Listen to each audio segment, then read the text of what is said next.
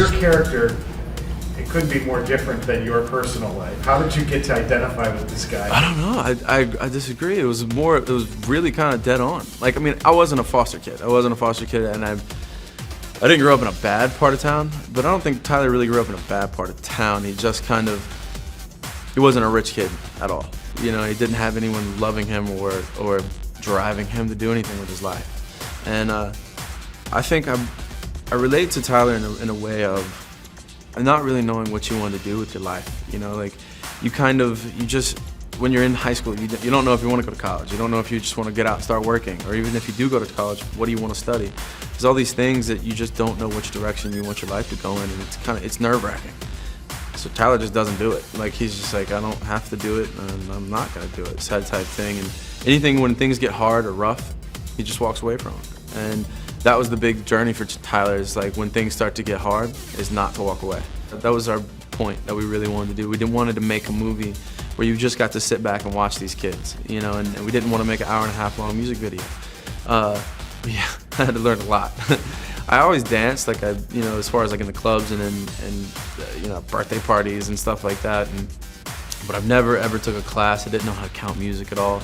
That was the big challenge for me, was to really just give in and let go of stop being in my head about, you know, counting and stuff, and really just let go and let your body remember the moves and stuff like that. So it's cool. It was a very, very interesting journey. It was hard, but it was cool.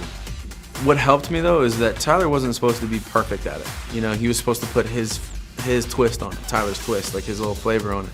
Because he couldn't do these moves. He didn't know that you were supposed to keep your shoulders down and your hands pointed and your foot pointed and stuff like that. He had no idea. So he was just looking at the move and mimicking it in his own way, you know, and that was kind of Tyler's style. And that was what the whole point was about the movie, taking these moves that were they're so old, you know, these moves are they're technical moves, they have names, and he just looks at it, thinks it's a spin and a twirl and a hand gesture, and he does it, but he does it totally his way. For about 3.5 weeks, we started at 9 and we didn't finish until actually we couldn't dance anymore. I got a nickname, FOF, F-O-F, Full Out Freddy. I didn't know how to mark anything because I wasn't a professional dancer. All these kids that been dancing since they were 6, like they could come in and just half speed it. We would be soaked from 9 to like 8 at night. You know, we just did nothing but dance. Man, my knees, my elbows, like, you know, my back, because, you know, we're slamming on the ground, like boom, and you have to hit the ground as well. And so you just kind of bangs and nicks. Jenna actually separated one of her ribs, like or I don't know if she bruised it or separated it, I'm not sure, but that's one of the most painful injuries you can have. After you throw her up and you twist her in the air and you have to catch her, doing that 35 times, like, you know, a day, you just end up bruising and like, you know, hurting things. She sucks. No, not at all.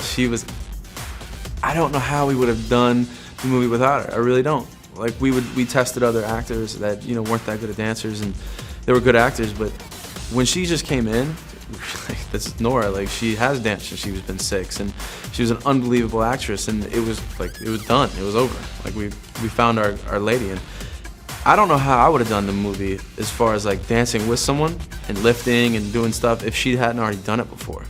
Then we would have had to have dance doubles. You know, we'd have had to have someone that, you know, that knew how to do these things, because she made me look good. All I had to do was just stand there and be like someone to catch her and lift her and stuff, and it was her doing all the technical stuff. I got off easy. Are you prepared for some of this movie possibly doing, you know, making you like the sex symbol of the year? I don't know, man. I actually make it a point almost try not to think of that type of stuff, and just really think about the next job, and like think about, you know, we've wrapped this one, think about the press for this, and try to read scripts that I loved as much as this one, and the story that I want to tell. And it's just kind of, when you get wrapped up in like who you're becoming as far as like in the public eye in the movies, you kind of lose sight of like, I don't know, what you want to do with your career. You're not doing things because of what they mean to you. You're doing things because of where they're gonna be in the public eye. I hope, you know, and I guess so if the movie does well, and that's kind of like, I just want the movie to do well. I feel like I did, you know, all the bruises and the pain and the sweating, like, were totally worth it as long as people go see the film. And, you know, I guess that's a byproduct of that, but, you know, we'll just keep our fingers crossed.